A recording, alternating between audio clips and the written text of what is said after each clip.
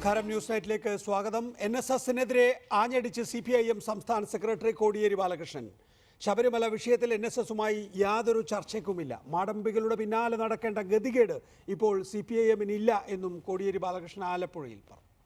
ശബരിമല സ്ത്രീ പ്രവേശന വിഷയത്തിൽ NSSുമായി അനുനയ ചർച്ചകൾക്ക് ആദ്യഘട്ടത്തിൽ CPM ശ്രമിച്ചിരുന്നു. എന്നാൽ നിലപാട് തിരുത്തേണ്ടത് സർക്കാരാണെന്ന NSSന്റെ സമീപനവും സർക്കാരുമായി ചർച്ചയ്ക്കില്ലെന്ന നിലപാടുമാണ് CPM സംസ്ഥാന സെക്രട്ടറിയെ പ്രകോപിപ്പിച്ചത്. NSSന്റെ മാടമ്പിത്തരം കയ്യിൽ വെച്ചാൽ മതിയെന്നും മാടമ്പികളുടെ പിന്നാലെ പോകേണ്ട കാര്യം പാർട്ടിക്കില്ലെന്നും കോടിയേരി പറഞ്ഞു. അവരുടെ മാടമ്പിത്തരം മനസ്സിൽ വെച്ചാൽ മതി. അത്തരമൊരു നിലപാട് സ്വീകരിക്കുന്നത് പണ്ട് കാലത്ത് തമ്പ്രാക്കന്മാരുടെ നിലപാടാണ്. സവർണ മേധാവികൾ മുൻകാലത്ത് അത്തരം നിലപാടുകൾ സ്വീകരിച്ചിട്ടുണ്ട്. ഞങ്ങൾ പറയുന്നത് കേട്ടുകൊള്ളണം. ആരുമായിട്ടും ചർച്ചയില്ല. അതിൻ്റെ ഒരു ഭാഗമാണ് അദ്ദേഹത്തിൽ നിന്ന് പുറത്തു വന്നിട്ടുള്ള ഈ ശബ്ദം. അതൊന്നും CPIM അത്തരം ശബ്ദത്തെ ഒന്നും അംഗീകരിക്കുന്നില്ല. അത്തരത്തിലുള്ള നിലപാട് സ്വീകരിക്കുന്നത് ശരിയല്ല എന്നുള്ളത് അവരുടെ അണികൾക്ക് ബോധ്യപ്പെടും. എല്ലാ സമുദായ സംഘടനകളിലെയും പാവപ്പെട്ടവർ LDFനൊപ്പമാണ്. മാടമ്പിമാരുടെ പിന്തുണയില്ലാതെ തന്നെ ഇടതുമുന്നണിക്ക് ജയിക്കാനാവുമെന്നും കോടിയേരി പറഞ്ഞു. NSS നിലപാടുകൊണ്ട് സർക്കാരിന് യാതൊരു പ്രശ്നവുമില്ല. ഏതെങ്കിലും മതനേതാക്കൾ പറയുന്നത് പോലെയല്ല കേരളത്തിൽ കാര്യങ്ങൾ നടക്കുന്നത്. NSSനെ അനുനയിപ്പിക്കേണ്ട കാര്യമില്ലെന്നും കോടിയേരി ആവർത്തിച്ചു. കോടിയേരി ബാലകൃഷ്ണൻ നയിക്കുന്ന കേരള സംരക്ഷണ യാത്രയ്ക്ക് ജില്ലയിൽ വിവിധയിടങ്ങളിൽ സ്വീകരണം നൽകി. റിപ്പോർട്ടർ, ആലപ്പുഴ. വിഷയത്തിൽ നമ്മോടൊപ്പം BJP സംസ്ഥാന അധ്യക്ഷൻ അഡ്വക്കേറ്റ് PS ശ്രീധരൻപിള്ള, കോൺഗ്രസ് നേതാവ് അജയ് തറയിൽ, ഡോക്ടർ സെബാസ്റ്റ്യൻ പോൾ, ഇടത് ചിന്തകൻ G രാമൻ നായർ തുടങ്ങിയവരാണ് വിവിധ സ്റ്റുഡിയോകളിലും ടെലിഫോൺ ലൈനിലുള്ളത്. ആദ്യം അഡ്വക്കേറ്റ് PS ശ്രീധരൻപിള്ള, NSSന്റെ മാടമ്പിത്തരം മനസ്സിൽ വെച്ചാൽ മതി എന്നാണ് CPIM എടുക്കുന്ന നിലപാട്. എന്തുകൊണ്ടാണ് ആ രാഷ്ട്രീയം എന്നാണ് BJP മനസ്സിലാക്കുന്നത്? അല്ല, ഒരു മാന്യമായി എങ്ങനെ സംസാരിക്കണമെന്നും നമ്മുടെ രാഷ്ട്രീയ നേതാക്കന്മാര് പഠിക്കേണ്ടതായിട്ടുണ്ട്. ഞാനിപ്പോൾ ഉപയോഗിക്കാൻ പാടില്ലാത്തൊരു പദം പറയാം. കാരണം ഒരു വാടക ഗുണ്ടയുടെ ഭാഷയിലല്ല ഉത്തരവാദിത്തപ്പെട്ട രാഷ്ട്രീയ നേതാക്കന്മാർ സംസാരിക്കേണ്ടതെന്നുള്ളതാണ് വസ്തുത. ഇക്കഴിഞ്ഞ 2 ദിവസം മുമ്പല്ലേ അദ്ദേഹം പറഞ്ഞത് NSസുമായി സംസാരിക്കാൻ തയ്യാറാണ്. അതിന് NSന്റെ ജനറൽ സെക്രട്ടറി പറഞ്ഞു ഞങ്ങൾ അതിന് തയ്യാറില്ല എന്ന് പറഞ്ഞു. ഇത് ജനാധിപത്യ പ്രക്രിയയിലെ എന്ത് മാടമ്പിത്തരമാണ്? പിന്നെ മാടമ്പിത്തരത്തെ പറ്റി പറയുന്നുണ്ടെങ്കിൽ ഞാൻ ഒരൊറ്റ ചോദ്യം ചോദിക്കാം. 2016 തെരഞ്ഞെടുപ്പിൽ CPM NSSന്റെ സഹായം തേടി ചെല്ലാത്ത നമ്മുടെ മുഖ്യമന്ത്രി, CPM സംസ്ഥാന സെക്രട്ടറി ഉൾപ്പെടെയുള്ള ആളുകളോട് സ്വന്തം ഹൃദയത്തിൽ കൈവച്ച് പോയിട്ടില്ലെന്ന് പറയാമോ? എന്തിനധികം പറയുന്നു? പഴയ നേമം MLA, ഞാൻ അദ്ദേഹത്തെ പറ്റി പറയാം. അദ്ദേഹത്തിന് പരിക്ക് പറ്റിയത് എവിടെ വെച്ചാ? കുളിമുറിയിൽ നിന്ന് വീണ് പരിക്ക് പറ്റിയെന്ന് പറഞ്ഞു. NSSന്റെ സുകുമാരൻ നായരുടെ വീട്ടുപടിക്കൽ വെച്ചിട്ട് സ്റ്റെപ്പിന്ന് വീണിട്ടാണ് അദ്ദേഹത്തെ പറ്റിയെന്ന ഞാൻ മനസ്സിലാക്കിയിട്ടുള്ളത്. ഇതൊന്നും ഞാൻ മറ്റൊരാൾക്ക് പറയല്ല. അപ്പൊ ഇത് അവരെ പോയതിന് കുറ്റപ്പെടുത്താനല്ല. ഇങ്ങനെ പോകുന്ന ആളുകളാണ് അവസാന നിമിഷം വരെ അവർ ചർച്ചയ്ക്കില്ല. അവർക്ക് അങ്ങോട്ട് തീരുമാനം എടുക്കാനുള്ള അവകാശമില്ലേ? പിന്നെ കേരളത്തെ സംബന്ധിച്ചിടത്തോളം 57 മന്ത്രിസഭയ്ക്ക് പോലും 5 പേരെ ജയിപ്പിച്ചു കൊടുത്ത അവസാനം M. ഗോവിന്ദൻ നായർ പോയിട്ട് എങ്ങനെയാണെന്ന് അറിയാൻ ജനാർദ്ദന കുറുപ്പ് സാറിന് ഇവരത്തൊക്കെ ഒന്ന് വായിച്ചാൽ മതി. അതുകൊണ്ട് കമ്മ്യൂണിസ്റ്റുകാരെ ഈ ചാരിത്ര പ്രസംഗം നടത്തുന്ന ഞാൻ പറയണ്ടല്ലോ, ആ പേര് പറയണ്ടല്ലോ. അതുകൊണ്ട് ചാരിത്രത്തെ പറ്റി പറയാനുള്ള അവകാശം ആദ്യം ആലോചിക്കുക. രണ്ടാമത്തെ പ്രശ്നം കേരളത്തിലെ എല്ലാ അരമനകളിലും എല്ലാ ബിഷപ്പ് ഹൗസുകളിലും എല്ലാ സാമുദായിക പ്രസ്ഥാനങ്ങളുടെ അവിടെയും പോയ പാർട്ടിയാണ് കമ്മ്യൂണിസ്റ്റ് പാർട്ടി എന്നുള്ളത് വ്യക്തമായി എനിക്ക് പറയാൻ സാധിക്കും. PS ശ്രീധരൻപിള്ള, NSSനെ അനുനയിപ്പിക്കാൻ CPIM ശ്രമം നടത്തിയിരുന്നു എന്നുള്ള താങ്കൾ പറഞ്ഞ ആ നിലപാട് ശരിയാണ്. പക്ഷേ നോക്കൂ, അവിടെ നമ്മൾ മാധ്യമങ്ങളിലൂടെ കണ്ടത് രഹസ്യാന്വേഷണ വിഭാഗത്തെ കൂടി പങ്കെടുപ്പിച്ച്, ഇത് മാധ്യമ വാർത്തയാണ്, രഹസ്യാന്വേഷണ വിഭാഗത്തെ കൂടി പങ്കെടുപ്പിച്ച് NSSന്റെ നിലപാട് മനസ്സിലാക്കാൻ CPIM ശ്രമിച്ചിരുന്നു എന്നാണ്. നോക്കൂ, കോൺഗ്രസുമായും BJPയുമായും വ്യത്യസ്ത സീറ്റുകളിൽ ധാരണയുണ്ടാക്കി എന്നുള്ള തിരിച്ചറിവാണോ CPIMനെ ഇങ്ങനെ പറയാൻ ഇപ്പോൾ പ്രേരിപ്പിക്കുന്നത്? CPIMന് യാതൊരു തത്വദീക്ഷയുമില്ല. പണ്ട് കമ്മ്യൂണിസ്റ്റ് പാർട്ടി അതിന്റെ തത്വദീക്ഷയുള്ള ഒരു കാലം ഉണ്ടായിരുന്നു. ഇന്ന് അങ്ങനെയല്ല. ഏത് തലം വരെയും പോയി അധികാരത്തിന് വേണ്ടിയിട്ട് ഏത് തലം വരെയും പോകും. അതിന്റെ ഇന്ന് പരാജയത്തിലേക്ക് മുതലക്കൂത്ത് നടത്തുകയാണ്. അതിന്റെ പാവഭാരം ഞാൻ ചോദിക്കട്ടെ, NSSന് എന്തിനാ കേരളത്തിലെ എല്ലാ മന്നത്ത് പത്മനാഭനെ എങ്ങനെയാ നമ്മുടെ സാഹിത്യ അക്കാദമിയുടെ 2019 അവർ പബ്ലിഷ് ചെയ്ത 32 ആഴ്ച എടുത്തപ്പോ എന്താ മന്നത്ത് പത്മനാഭൻ ഒഴിവാക്കിയത്? വളരെ ആസൂത്രിതമാണ് അവരുടെ ശ്രമം. ഈ ശ്രമം വിജയിക്കാൻ പോകുന്നില്ല. എല്ലാവരെയും ഉൾക്കൊണ്ടുകൊണ്ട് നമ്മുടെ നവോത്ഥാന പ്രക്രിയയിലൊക്കെ ഏറ്റവും ശരി, പക്ഷേ പങ്കുവഹിച്ചവരാണ്. ശ്രീധരൻപിള്ള, ഞാൻ ചോദിക്കുന്നത് BJP-യുമായി ഒരു ധാരണ ഇതിനകം ഉണ്ടാക്കിയിട്ടുണ്ടോ NSS? BJP ഒരു ധാരണ ഉണ്ടായിട്ടില്ല. BJP അവര് സമദൂരത്തിൽ നിൽക്കുന്നു. SNDP ഞാൻ ഈ രണ്ട് നേതാക്കന്മാരുമായിട്ടും വെള്ളാപ്പള്ളിയായിട്ടും അതുപോലെ തന്നെ സുകുമാരനാരുമായിട്ടും വളരെ അടുപ്പം പുലർത്തുന്ന ഒരാളാണ്. കാരണം ഇടയ്ക്കിടയ്ക്ക് അവർ ഞങ്ങളെ എതിർക്കുമ്പോഴും ഞാൻ അവിടെ പോകാറുണ്ട്, കാണാറുണ്ട്. ഞാൻ അതൊന്നും മറച്ചു വെക്കുന്നില്ല. കാരണം അവർക്ക് അവരുടേതായ പങ്കുണ്ട്. ഈ സാമുദായിക പ്രസ്ഥാനങ്ങൾക്ക് കേരളത്തിൽ വലിയ പങ്കുണ്ടെന്ന് കരുതുന്ന ആളാണ്. അവരെയൊക്കെ മാനിക്കണമെന്ന് കരുതുന്ന ആളാണ്. അത് മാനിക്കാത്ത നിലപാട് എന്റെ പാർട്ടി സ്വീകരിച്ചപ്പോൾ ഞാൻ ആ സമയത്ത് പോലും തെറ്റാണെന്ന് തുറന്നു പറഞ്ഞ ഒരാളാണ്. അതുകൊണ്ട് ഇത്തരം കാര്യങ്ങളിൽ കോടിയേരി ബാലകൃഷ്ണനുള്ള ആളുകള് കുറെ കൂടി സംസ്കാരം കാട്ടിക്കൊണ്ട് പ്രവർത്തിക്കേണ്ടതായിരുന്നു, പറയേണ്ടതായിരുന്നു. ഉപയോഗിക്കുന്ന വാക്കുകൾ അർത്ഥം അദ്ദേഹത്തിന് അറിയില്ലെങ്കിൽ അതത് പഠിക്കണം. ഇതൊന്നും ശരിയല്ല. ഇങ്ങനെ വഴി കണ്ട പോലെ കിടക്കുന്ന പ്രസ്ഥാനങ്ങളല്ല NSS SNDP എന്ന് അവർ മനസ്സിലാക്കണമെന്നാണ് എനിക്ക് അവരോട് പറയുന്നത്. ശ്രീധരൻപിള്ള, സമദൂര നിലപാട് സ്വീകരിക്കുമ്പോൾ തന്നെ BJP-ക്ക് 1-2 സീറ്റുകളിലും ബാക്കിയുള്ള സീറ്റുകളിൽ കോൺഗ്രസിനെയും സഹായിക്കുക എന്നുള്ള ഒരു പ്രത്യേക തന്ത്രം ഈ ലോക്സഭാ തെരഞ്ഞെടുപ്പിൽ NSS സ്വീകരിച്ചിട്ടുണ്ട് എന്നും അത് മനസ്സിലാക്കി കഴിഞ്ഞതിന് ശേഷമാണ് കോടിയേരി അങ്ങനെയാണ് എങ്കിൽ അവരുമായി ചർച്ച വേണ്ട എന്ന തീരുമാനമെടുത്തത് എന്നുമാണ് ഇടതുപക്ഷത്തു നിന്ന് വരുന്ന സന്ദേശം. ആ നിലയിലാണ് അവർ മാധ്യമങ്ങളോട് ഇടതുപക്ഷം എന്ത് പറഞ്ഞാലും ഗോസ്പൽ ട്രൂത്ത് ആണെന്ന് അങ്ങ് വിശ്വസിക്കുന്നവരോട് ഉണ്ടെങ്കിൽ എനിക്കറിയില്ല. ഞാൻ ഒരൊറ്റ കാര്യം ചോദിക്കട്ടെ. 48 മണിക്കൂർ മുമ്പ്, 2 ദിവസം മുമ്പ്, മിനിഞ്ഞാന്ന് അല്ലേ എന്റെ പ്രശ്നം പരിഹരിക്കാൻ തയ്യാറാണ് എന്ന് പറഞ്ഞുകൊണ്ടുള്ള നിലപാട് സ്വീകരിച്ചത്. പിന്നെ ബന്ധങ്ങളെ സംബന്ധിച്ച് BJP ഇതുവരെ അദ്ദേഹവുമായിട്ട് രാഷ്ട്രീയ ചർച്ച നടത്തി തെരഞ്ഞെടുപ്പ് കാര്യങ്ങൾ ചർച്ച ചെയ്തിട്ടില്ല. എനിക്ക് എന്റെ പാർട്ടിയോട് ബന്ധപ്പെട്ട് താങ്കൾ പറഞ്ഞ ശരിയല്ല. പക്ഷെ അവർ ഞങ്ങളെ സഹായിക്കാൻ തയ്യാറുണ്ടെങ്കിൽ 2 കൈ നീട്ടി ഞങ്ങൾ സ്വീകരിക്കുന്നു, യാതൊരു സംശയവുമില്ല. അവർ മാത്രമല്ല, പിന്നെ ഏത് ക്രിസ്ത്യൻ സഭകളായാലും അല്ലെങ്കിൽ സാമുദായിക പ്രസ്ഥാനമായാലും പിന്നെ നമ്മുടെ SNDP-യുടെ അദ്ദേഹത്തിന്റെ അടുത്തും 2-3 മണിക്കൂറോളം ഞാൻ സംസാരിക്കാനിടയായിട്ടുണ്ട്. ഇതൊക്കെ സ്വാഭാവികമല്ലേ? പക്ഷെ അവരെയൊക്കെ കല്ലെറിയുമ്പോൾ, ചെളി എറിയുമ്പോൾ CPM-കാർ ഒന്ന് മനസ്സിലാക്കുക, അവരുടെ കയ്യിലും ചെളി കുരളും എന്നവർ മനസ്സിലാക്കണം. ഈ അപകടകരമായ ഈ തരം താണ രീതിയിലൊക്കെ അവർ പോകാൻ പാടില്ല. അതുകൊണ്ട് കോടിയേരിയുടെ പ്രസ്താവനയെ ഞാൻ അപലപിക്കുന്നു, അതിനെ അവഗണിക്കുന്നു. അങ്ങോട്ട് ചെന്നോ ഇങ്ങോട്ട് വന്നോ എന്തായാലും ചർച്ചയാകാമെന്നുള്ളതാണ് കോടിയേരി ബാലകൃഷ്ണന്റെ ഇക്കാര്യത്തിലുള്ള നിലപാട്. മുഖ്യമന്ത്രിയെയും CPM-ന്റെ സംസ്ഥാന സെക്രട്ടറിയെയും കാര്യങ്ങൾ ബോധിപ്പിക്കാനുണ്ട് എന്ന് നേരത്തെ NSS general secretary G Sukumaran Nair വ്യക്തമാക്കുകയും ചെയ്തിരുന്നു. അതിൻ്റെ അടിസ്ഥാനത്തിലാണ് അവരുമായി ചർച്ചയ്ക്ക് തയ്യാറാണ് എന്ന് കോടിയേരി ബാലകൃഷ്ണൻ ഒരു ഘട്ടത്തിൽ പറഞ്ഞത്. നോക്കൂ, അതിനോട് ധിക്കാരപരമായ സമീപനമാണ് NSS സ്വീകരിച്ചത് എന്ന തിരിച്ചറിവിന്റെ അടിസ്ഥാനത്തിലാണ് ഇപ്പോൾ ഈ നിലയിൽ പ്രകോപനപരമായ പ്രസ്താവന നടത്തിയിട്ടുണ്ടാവുക. കമ്മ്യൂണിസ്റ്റുകാർക്ക് കേരളത്തിൽ കൊമ്പുണ്ടോ? സാധാരണക്കാരന് വ്യത്യസ്തത എന്താ ഉള്ളത്? നികേഷ് ഈ പറയുന്നത് എനിക്ക് ഒരു നിലക്കും അംഗീകരിക്കാൻ നിർവാഹമില്ല. കാരണം അവരോട് സുകുമാരൻ നായരുടെ മിനിഞ്ഞാന്നത്തെ പ്രസ്താവന ഞാൻ പത്രത്തിൽ കൂടെ വായിച്ചപ്പോ എന്താ, ഞങ്ങൾ അതിന് തയ്യാറല്ല, ഞങ്ങൾക്ക് അതിന്റെ ആവശ്യമില്ല. ഈ തീരുമാനം എടുക്കാർക്ക് അവകാശമില്ലേ? അങ്ങനെ തീരുമാനം എടുത്തു കഴിഞ്ഞാൽ അവിടെ അവരെ ഭീഷണിപ്പെടുത്തിക്കൊണ്ട് ഈ തരത്തിൽ ഒരു 3-കിട വാടക ഗുണ്ടയുടെ ഭാഷയിലാണോ സംസാരിക്കേണ്ടത്? ഇതൊക്കെ ഒരു കൊച്ചു സംസാരത്ത് മാത്രം ഒന്നു നിൽക്കുന്ന ഒരു പാർട്ടി ഇത്രയും ധാർഷ്ട്യവും ധിക്കാരവും അഹങ്കാരവും കാണിക്കാൻ പാടില്ല എന്നുള്ളതാണ് എന്റെ വിനീതമായ അഭിപ്രായം. BJP ഇക്കാര്യത്തിൽ NSS-ഉമായി യാതൊരു സംസാരവും നടത്തിയിട്ടില്ല. നോക്കൂ, ഇന്നലെ ഇപ്പോൾ അമിത്ഷാ വന്നപ്പോൾ പോലും BJP NSS-ഉമായിട്ടുള്ളൊരു കൂടിക്കാഴ്ചയ്ക്ക് ശ്രമിച്ചിരുന്നു എന്നുള്ളതാണ് വാർത്തകൾ. അതൊന്നും ശരിയല്ല. ഒരു സത്യവും ഇല്ല. ഞങ്ങൾ അതിനു വേണ്ടി ശ്രമിച്ചിട്ടില്ല. ഞാൻ പറയാമല്ലോ, ഞാൻ അദ്ദേഹത്തിന് സുകുമാരൻ നായർ സാറിനെതിരായിട്ട് അജിറ്റേഷൻ നടത്തിയ ഒരു കാലഘട്ടമുണ്ട് ഞങ്ങളുടെ പ്രസ്ഥാനങ്ങൾ. ഈ ഒരു 2-2.5 കൊല്ലം മുമ്പ് നമ്മുടെ സിനിമാ നടൻ സുരേഷ് ഗോപിയുടെ പ്രശ്നമൊക്കെ വന്നപ്പോൾ ആ സമയത്തും പരസ്യമായിട്ട് തന്നെ ഞാൻ സുകുമാരൻ നായരുടെ ഭാഗത്തുള്ള ന്യായമാണെന്ന് പറഞ്ഞ ആർജവമുള്ള ഒരു നേതാവാണ്. ചങ്കൂറ്റമുണ്ട്. ആരുടെയും നക്കാപ്പിച്ചയ്ക്ക് വേണ്ടി നടക്കാത്ത ഒരു അഭിമാനിക്കത്തക്ക നേതാവാണ് അദ്ദേഹം. അതേപോലെ SNDP യോഗത്തെ സംബന്ധിച്ച് എന്നെ ചെന്നൂർ എതിർത്തപ്പോഴും ഞാൻ ആ മാന്യത എതിർത്തപ്പോഴും വെള്ളാപ്പള്ളി നടേശന്റെ ഏട്ടൻ നയിക്കുന്ന ഒരു കാലഘട്ടത്തെ സംബന്ധിച്ചിടത്തോളം അദ്ദേഹത്തിന്റെ യുക്തിയുണ്ട്. അദ്ദേഹം പല കാര്യങ്ങളും എടുക്കുന്ന നിലപാട് ശരിയാണെന്ന് പറഞ്ഞ ആളാണ്. അതുകൊണ്ട് സത്യത്തെ സത്യമായി കാണണം.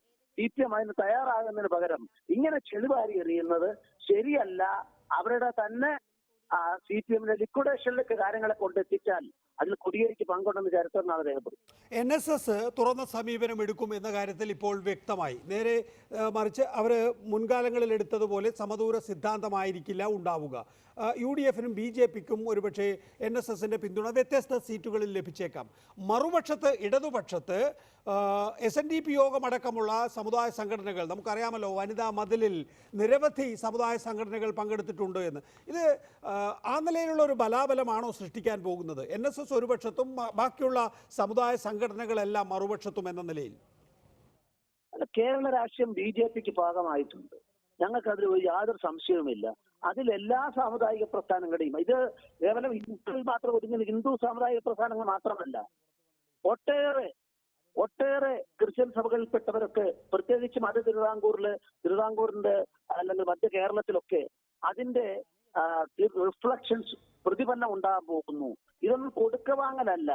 ഇവിടുത്തെ ഈ തെറ്റ് ചെയ്യുന്ന ആളുകളെ പറ്റി മനസ്സിലാക്കിയിട്ട് ജനങ്ങൾ ചിന്തിക്കുന്നു, അതിന്റെ സൂചനകളാണ്. മറിച്ച് ഒരു ചർച്ചയ്ക്ക് ഞങ്ങൾ ആരുമായിട്ടും BJP പോയിട്ടില്ല. അല്ല, ഞാൻ ചോദിച്ചത് SNDP യോഗം അടക്കമുള്ള ഒരു വലിയ വിഭാഗം സമുദായ സംഘടനകൾ ഇടതുപക്ഷത്തും NSS മറുപക്ഷത്തും എന്ന നിലയിൽ വരുമ്പോൾ ആ ബലാബലത്തെ എങ്ങനെയാണ് ഒരു രാഷ്ട്രീയ പ്രവർത്തകൻ എന്നുള്ള നിലയിൽ താങ്കൾ നോക്കിക്കാണുന്നത്? SNDP യോഗം ഒരിക്കലും അങ്ങനെ തീരുമാനം രാഷ്ട്രീയത്തിലേക്ക് വരില്ല. അവർ സമദൂരത്തിൽ നിൽക്കും എന്നാണ് ഞാൻ പ്രതീക്ഷിക്കുന്നത്. അവരുടെ BDJS എന്ന് പറയുന്ന പ്രസ്ഥാനത്തിൽ, ആ പ്രസ്ഥാനം യാതൊരു സംശയവും വേണ്ട, സിമന്റിട്ട് ഉറപ്പിച്ചതുപോലെ, ഞാൻ അണ്ടർലൈൻ ചെയ്യുന്നു, NDAയുടെ ഭാഗമായി ഞങ്ങൾ ഒത്തൊരുമിച്ച് പോരാടും. ആ പോരാട്ടത്തിൽ ധാരാളം ആ സമുദായത്തിൽപ്പെട്ടവർ വരും. SNDP യോഗം എന്ന നിലയിൽ അവർ വരും എന്ന് ഞാൻ കരുതുന്നില്ല. NSS എന്ന നിലയിൽ വരുമെന്നും ഞാൻ കരുതുന്നില്ല. അതിലെ നീതിബോധമുള്ള ഈ അപകടം മണത്തറിയുന്ന ആളുകളുടെ എല്ലാം രാഷ്ട്രീയമായ പിന്തുണ ബാലറ്റിലൂടെ ലഭിക്കാനുള്ള സാധ്യത കൂടുതൽ തെളിഞ്ഞിരിക്കുന്നത് മാത്രമേ എനിക്ക് അതിനെക്കുറിച്ച് പറയാനുള്ളൂ. ശ്രീധരൻപിള്ള, അവസാനമായി സർജിക്കൽ സ്ട്രൈക്ക്, NSS ശബരിമല വിഷയത്തിൽ LDF എടുത്ത നിലപാടിനോട് അവർക്ക് ആക്ഷേപമുണ്ട്. പ്രത്യക്ഷ സമരത്തിലേക്ക് ആദ്യം ഇറങ്ങിയത് NSS ആണ്. അതിന് പകരം വീട്ടുന്നതിന് വേണ്ടി സമദൂര സിദ്ധാന്തം ഒഴിവാക്കി ഒരു സർജിക്കൽ സ്ട്രൈക്ക് NSS-ന്റെ ഭാഗത്തു നിന്നുണ്ടാകും. അത് ഒന്നോ രണ്ടോ നിശ്ചിത സീറ്റുകളിൽ BJP-യെ പിന്തുണയ്ക്കുന്നതായിരിക്കും, ബാക്കിയുള്ള സീറ്റുകളിൽ UDF-നെ. ഇന്നത്തെ നിലയിൽ NSS-നെ സംബന്ധിച്ചിടത്തോളം അങ്ങനെ നേതൃത്വം പറയുന്ന വോട്ടുകളൊന്നും അല്ല നായർ വോട്ടുകൾ എന്നും, അതുകൊണ്ട് ഈ സർജിക്കൽ സ്ട്രൈക്കൊന്നും ഫലവത്താകാൻ പോകുന്നില്ല എന്നുമാണ് ഇടതുപക്ഷത്തിന്റെ വെല്ലുവിളി. അത് നികേഷ് ഇപ്പം ഒരു താങ്കൾക്ക് അങ്ങനെ ചിന്തിക്കാനുള്ള അവകാശമുണ്ട്. പക്ഷെ സർജിക്കൽ സ്ട്രൈക്ക് ഒന്നും അതിൻ്റെ അകത്തില്ല. കേരളത്തിന്റെ രാഷ്ട്രീയ ചരിത്രം പരിശോധിച്ചു കഴിഞ്ഞാൽ കേരള രാഷ്ട്രീയത്തിന്റെ ചരിത്രത്തിൽ സക്രിയമായ പങ്ക്, അത് അനുകൂലോ പ്രതികൂലോ കോൺഗ്രസിനോ കമ്മ്യൂണിസ്റ്റ് പാർട്ടിക്കോ എന്നല്ല ഞാൻ പറയുന്നത്, സക്രിയമായ പങ്ക് വഹിച്ച ചരിത്രമുള്ള ഒരു സമുദായമാണ്. SNDP യോഗത്തെ സംബന്ധിച്ചോ ആ നിലയ്ക്കുള്ള ഒരു ചരിത്രമാണുള്ളത്. ആ ചരിത്രത്തിന്റെ പശ്ചാത്തലത്തിൽ നോക്കുമ്പം ശബരിമല പ്രശ്നത്തിൽ നമ്മൾ കണ്ടില്ലേ, ഏഷ്യാനെറ്റിന്റെ സർവേ ഒക്കെ കണ്ടില്ലേ, 75% ഈഴവ സമുദായത്തിൽപ്പെട്ട സ്ത്രീകള് അവർ ശബരിമല അവരുടെ മെയിൻ ഇഷ്യൂ ആയി മാറുമെന്നാണ് കണ്ടിട്ടുള്ളത്. BJP അല്ല, BJP എതിർക്കുന്ന ചാനലാണ്. അതുകൊണ്ട് ഞാൻ പറയാൻ ആഗ്രഹിക്കുന്നു, ഈ ചലനം അതിൽ CPM ഒരു കാര്യം കൂടെ ഞാൻ നികേഷ് ഒറ്റ വാക്കൂടെ കൂട്ടിച്ചേർത്തോട്ടെ. CPM ഏറ്റവും മണ്ടത്തരം എന്ന നിലപാട് സ്വീകരിച്ച പാർട്ടിയായി ചരിത്രം രേഖപ്പെടുത്താൻ പോവുക. കിട്ടിക്കൊണ്ടിരുന്ന ഹിന്ദു വോട്ടുകളെല്ലാം നഷ്ടപ്പെടാൻ പോകുന്നു. അവർ പ്രതീക്ഷിച്ചതൊക്കെ അവർക്ക് കിട്ടാൻ പോകുന്നില്ല എന്ന് വന്നിരിക്കുന്നു. ആകെ അവർ നിരാശയിലാണ്. ആ നിരാശയിൽ നിന്നാണ് ഇത്തരത്തിലുള്ള യുദ്ധങ്ങളൊക്കെ ഇപ്പൊ നടത്തുന്നത്. ശബരിമല സുപ്രീം കോടതി വിധി വന്നതിന് ശേഷവും 2 തദ്ദേശ ഭരണ തെരഞ്ഞെടുപ്പുകൾ അതിജീവിച്ചല്ലോ ഇതേ ഹിന്ദു വോട്ടുകൾ കൊണ്ട് തന്നെ. അത് പറയുന്ന നികേഷ് ആള് ഒരു കാര്യം മറച്ചു വെക്കുക. പത്തനംതിട്ട ജില്ലയിലും ഇടുക്കി ജില്ലയിലും പത്തനംതിട്ടയിൽ ഉണ്ടായിരുന്ന 2 സിറ്റിംഗ് സീറ്റുകളില് പത്തനംതിട്ട മുനിസിപ്പാലിറ്റി, പന്തളം മുനിസിപ്പാലിറ്റി രണ്ടിലും അവർക്ക് സിറ്റിംഗ് സീറ്റ് നഷ്ടപ്പെട്ടു എന്ന് മാത്രമല്ല, അവര് 3-ാം സ്ഥാനത്തേക്കും 4-ാം സ്ഥാനത്തേക്കും തള്ളപ്പെട്ടു. ഇടുക്കി ജില്ലയിൽ 3 സീറ്റ് ഉണ്ടായിരുന്നു, 3ഉം നഷ്ടപ്പെട്ടു. ഏറ്റവും ഒടുവിൽ 3-ാം സ്ഥാനത്തേക്ക് നഷ്ടപ്പെട്ടു. അല്ലല്ല, ഇത് തെറ്റിദ്ധരിപ്പിക്കലാണ്. ഏറ്റവും ഒടുവിൽ നടന്ന തദ്ദേശ ഭരണ ഉപതെരഞ്ഞെടുപ്പിലും പത്തനംതിട്ടയിലെ CPIM-നാണ് വിജയം. അല്ല, ഞാൻ ചോദിക്കട്ടെ, ഒക്ടോബർ അതിന്റെ കത്തി നിന്ന സമയത്ത് ആ ശബരിമലയിലെ പ്രശ്നം കത്തി നിന്നപ്പം 4 ജില്ലകളിലും ദയനീയമായി പരാജയപ്പെട്ട ചരിത്രമുള്ളത് എന്തുകൊണ്ടാണ് എന്നുള്ളതിനെ പറ്റി ഞാൻ തെറ്റിദ്ധരിപ്പിക്കുക. ദിനേശ് അറിയാത്ത കാര്യം ഏറ്റവും ഒടുവിൽ നടന്ന 31 തദ്ദേശ ഭരണ ഉപതെരഞ്ഞെടുപ്പുകളിൽ, തദ്ദേശ ഭരണ വാർഡിലെ ഉപതെരഞ്ഞെടുപ്പുകളിൽ പത്തനംതിട്ടയിലെ ഒരു വാർഡിലാണ് തെരഞ്ഞെടുപ്പ് നടന്നത്. അവിടെ CPIM-നായിരുന്നു വിജയം. രണ്ടാമത് BJP എത്തിയിട്ടുണ്ട് എന്നുള്ളത് നിങ്ങൾക്ക് നേട്ടമായി അവകാശപ്പെടാം. എവിടെയാണെന്ന് പറയുന്നത്? പത്തനംതിട്ട ജില്ലയിലെ ഒരു വാർഡിൽ. ഞാൻ നഗരസഭാ തെരഞ്ഞെടുപ്പാണ് പറഞ്ഞത്. പത്തനംതിട്ട നഗരസഭയിലും പന്തളം നഗരസഭയിലും സിറ്റിംഗ് സീറ്റിൽ 3ാം സ്ഥാനത്തേക്കും 4ാം സ്ഥാനത്തേക്കുമായി CPM തള്ളപ്പെട്ടു പോയാൽ ഒക്ടോബറിലെ തെരഞ്ഞെടുപ്പാണ് ഞാൻ ഈ പറയുന്നത്. അത് ജനവിധിയല്ലേ? ഒക്ടോബറിലോ നവംബറിലോ ആയിക്കോട്ടെ. നവംബറിൽ നടന്ന തെരഞ്ഞെടുപ്പിലും അല്ല, ഞാൻ ചോദിക്കട്ടെ, ഈ ശബരിമല നിൽക്കുന്ന 4 ജില്ലകളിലും അതിദയനീയമായിട്ട് അവർ പരാജയപ്പെട്ടെങ്കിൽ ബാക്കി സ്ഥലങ്ങളുണ്ടാവും. മലബാർ വേറൊരു പശ്ചാത്തലമായിരിക്കാം. ഞാനൊന്ന് കൂട്ടിച്ചേർത്തോളട്ടെ. താങ്കൾ പറയുന്നത് തദ്ദേശ ഭരണ തെരഞ്ഞെടുപ്പ് ആണെങ്കിൽ, തദ്ദേശ ഭരണ ഉപതെരഞ്ഞെടുപ്പാണ് എങ്കിൽ നവംബറിൽ നടന്ന ഉപതെരഞ്ഞെടുപ്പിൽ ഒരിടത്ത് 7 വോട്ടും മറ്റൊരിടത്ത് 12 വോട്ടുമാണ് BJPക്ക് പത്തനംതിട്ട ജില്ലയിൽ ലഭിച്ചത്. രണ്ടാമത് നോക്കൂ, താങ്കൾ അത് പറയുമ്പോ ഒന്നും അറിയാത്ത ആളല്ല. നമ്മൾ തന്നെ സംസാരിച്ചിട്ടുള്ളതാണ്. അത് കിട്ടിയത് 2 എവിടെയാ? ആ കിട്ടിയ 2 സ്ഥലങ്ങളെ സംബന്ധിച്ചിടത്തോളം ആകെ 30 ഹിന്ദു വോട്ടുകൾ അവിടെ പോൾ ചെയ്തത്. മറ്റേ സ്ഥലത്ത് പന്തളത്തെ സംബന്ധിച്ചിടത്തോളം SDPക്കാരാ ജയിച്ചത്. ആ 2 സ്ഥലങ്ങൾ BJPക്കല്ല. താങ്കൾ പറയുന്നത് താങ്കളുടെ പാർട്ടി. അതിനാണ് രാമപുരത്ത് കോട്ടയം ജില്ലയിലെ തെരഞ്ഞെടുപ്പിൽ 317 വോട്ട് കിട്ടിയ സ്ഥലത്ത് വെറും 17 വോട്ടായിട്ട് കുറഞ്ഞത്. ഇതൊക്കെ പഠിക്കട്ടെ, കമ്മ്യൂണിസ്റ്റ് പാർട്ടിയുടെ പ്രവർത്തകന്മാർ പഠിക്കട്ടെ എങ്ങോട്ടാ അവരുടെ പോക്കെന്നുള്ളത്. അതുകൊണ്ട് താങ്കളെ കണ്ണടച്ചിരുട്ടാക്കരുത്. ഇല്ല, ഞാൻ അക്കാര്യത്തിൽ പറഞ്ഞ നിലപാടിൽ ഉറച്ചു നിൽക്കുന്നു. ആദ്യ ഉപതെരഞ്ഞെടുപ്പിൽ 7ഉം 12ഉം വോട്ട്, രണ്ടാമത്തെ ഉപതെരഞ്ഞെടുപ്പിൽ പത്തനംതിട്ടയിലെ ഒരു വാർഡിൽ തെരഞ്ഞെടുപ്പ് നടക്കുക. അവിടെ CPM ഒന്നാമതെത്തുകയും BJP UDF-നെ മറികടന്ന് രണ്ടാമതെത്തുകയും ചെയ്തു. ഇതാണ് പത്തനംതിട്ടയിൽ സംഭവിച്ചിട്ടുള്ളത്. അതിനപ്പുറം വേറെ ഒന്നും സംഭവിച്ചിട്ടില്ല. 2 സ്ഥലത്ത് ഉള്ള തെരഞ്ഞെടുപ്പിൽ CPM-നോട് ബന്ധമുള്ളത് അങ്ങോട്ട് ഞാൻ പറയുന്നു. രാമപുരം അവിടെ കേരള കോൺഗ്രസ് സിറ്റിംഗ് സീറ്റ് നിലനിർത്തി 317 വോട്ടായിട്ട് തൊട്ടു മുമ്പ് കിട്ടിയ കമ്മ്യൂണിസ്റ്റ് പാർട്ടിക്ക് വെറും 17 വോട്ട്. ഇത് കേരളത്തിലാ, ബംഗാളിലോ ത്രിപുരയിലോ ഡൽഹിയിലോ അല്ല. കേരളത്തിൽ അങ്ങനെ വലിയ മാറ്റം അഡ്വക്കേറ്റ് PS ശ്രീധരൻപിള്ള, അങ്ങനെ വലിയ മാറ്റം ഉണ്ടെങ്കിൽ ഇതാ 31 വാർഡ് ഉപതെരഞ്ഞെടുപ്പുകൾ നടന്നല്ലോ. അതിൽ ഏതെങ്കിലും ഒരു സീറ്റ് നേടാൻ BJPക്ക് കഴിയണ്ടേ? നിങ്ങൾ എന്റെ ഉപതെരഞ്ഞെടുപ്പില് ശബരിമല പ്രശ്നം വന്ന ശേഷം 3 തവണയായി ഉപതെരഞ്ഞെടുപ്പുകൾ നടന്നിട്ടുണ്ട്. ആ 3 തവണത്തെ ഉപതെരഞ്ഞെടുപ്പിൽ ഈ ലാസ്റ്റിലെ ഒരെണ്ണത്തില് എന്തോ കിട്ടിയ 1ാം സ്ഥാനം 2ാം സ്ഥാനം പറയുന്നത്, മറ്റേതെന്താ ഒഴിവാക്കുന്നത്? അത് ഒരു വൃത്തിഭദ്രമായ. അതിനുശേഷം 2 ഉപതെരഞ്ഞെടുപ്പുകൾ മാത്രമേ നടന്നിട്ടുള്ളൂ. ഒന്ന് നവംബറിലും രണ്ടാമത്തേത് ഫെബ്രുവരിയിലും. 3 എനിക്കറിയാവുന്ന, ഞാൻ പ്രസിഡന്റ് ആയ ശേഷം നടന്ന 3 ആയതുകൊണ്ട് ഞാൻ പഠിച്ചു വെച്ചിട്ടാണ് താങ്കളോട് പറയുന്നത്. ശരി, അതിനകത്ത് എന്തെങ്കിലും എനിക്ക് തെറ്റുപറ്റിയിട്ടുണ്ടെങ്കിൽ ഞാൻ തിരുത്താം. അഡ്വക്കേറ്റ് PS ശ്രീധരൻപിള്ള ദയവായി തുടരുക, താങ്കൾക്ക് കഴിയുമെങ്കിൽ. ശ്രീ അജയ് തറയിൽ, നോക്കൂ, കോടിയേരിയുടെ പ്രതികരണം ഇന്ന് NSS-നെ കുറിച്ച് വന്നിട്ടുള്ളത് അറിയാമല്ലോ.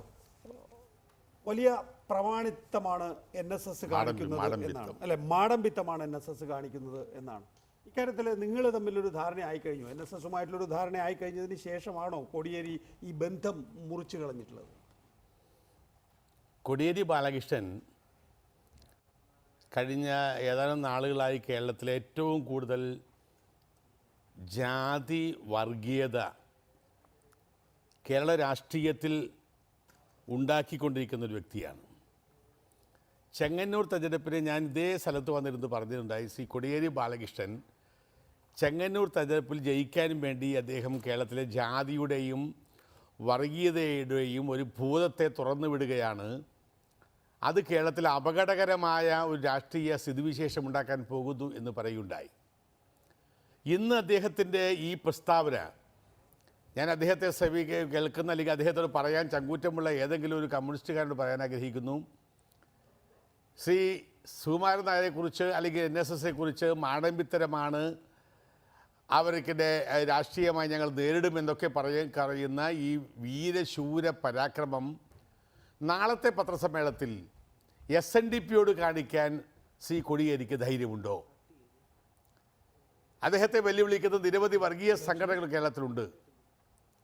ആ ഏതെങ്കിലും ഒരു മറ്റ് വർഗീയ സംഘടനകൾക്ക്, സമുദായ സംഘടനയോട് ഇതേ ആർജവത്തിൽ പറയുവാനുള്ള ഗഡ്സ് മാർക്സിസ്റ്റ് പാർട്ടിയുടെ സംസ്ഥാന സെക്രട്ടറി കോടിയേരി ബാലകൃഷ്ണനുണ്ടോ എന്ന് ചോദിക്കുന്നതിൻ്റെ ഉത്തരം, കേരളത്തിൽ സവർണ അവർണ ബ്രേക്കുണ്ടാക്കി പിന്നോക്ക സമുദായത്തെ കൂടെ നിർത്തി അവരുടെ വികാരങ്ങളെ ഇളക്കിവിട്ട് വോട്ട് പിടിക്കാനുള്ള ഏറ്റവും അവസാനത്തെ കുൽസിത ശ്രമത്തിൻ്റെ ഭാഗമായിട്ടുള്ള ഒരു സംസാരം മാത്രമാണ്, ഒരു പ്രസ്താവന മാത്രമാണ് ഇത് എന്നതിനപ്പുറത്തേക്ക് NSSുമായി ഈ പറഞ്ഞ കോടിയേരി ബാലകൃഷ്ണൻ അദ്ദേഹത്തിന് പിടിക്കാൻ കഴിയാത്ത കിട്ടാത്ത മുന്തിരി പുളിക്കും എന്ന് പറഞ്ഞ പോലെ കാല് പിടിച്ച് കൈ പിടിച്ച് ഞങ്ങൾ അങ്ങോട്ട് വന്ന് സംസാരിക്കാമെന്ന് പറഞ്ഞപ്പോൾ പുറങ്കാലിനടിച്ചപ്പോൾ ഒരു പ്രസ്താവന കിട്ടുന്നവരെ പിടിക്കാൻ വേണ്ടിയുള്ള ഒരു ദയനീയമായ കമ്മ്യൂണിസ്റ്റ് പാർട്ടിയുടെ പരാജയപ്പെട്ട ഒരു സ്റ്റേറ്റ്മെൻറ്റാണ്.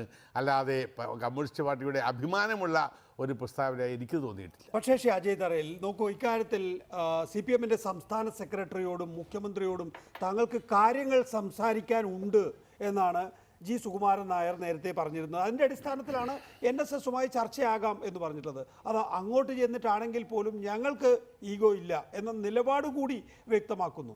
അപ്പോഴാണ് NSSൻ്റെ ഭാഗത്ത് നിന്ന് കടുംപിടുത്തം ഉണ്ടാകുന്നത്.